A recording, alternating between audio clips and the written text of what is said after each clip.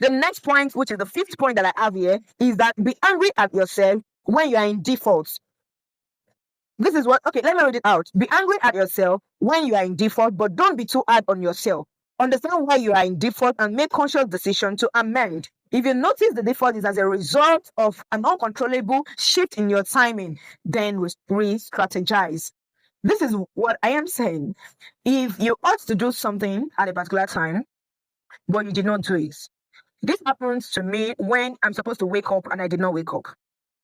I don't tolerate it. I become very angry at myself because if I tolerate it, I'll become used to waking very late.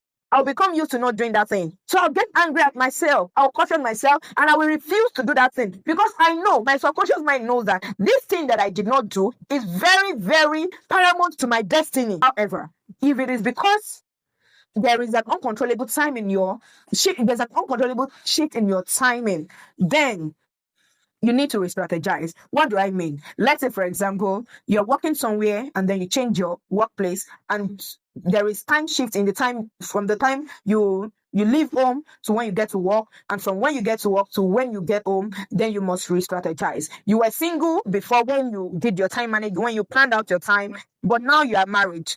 There's a shift. You didn't have a child when you did the planning for the year, but now you have a baby. There must be a shift. Then what you need to do is to re-strategize. It's not a bad. Don't be too hard on yourself.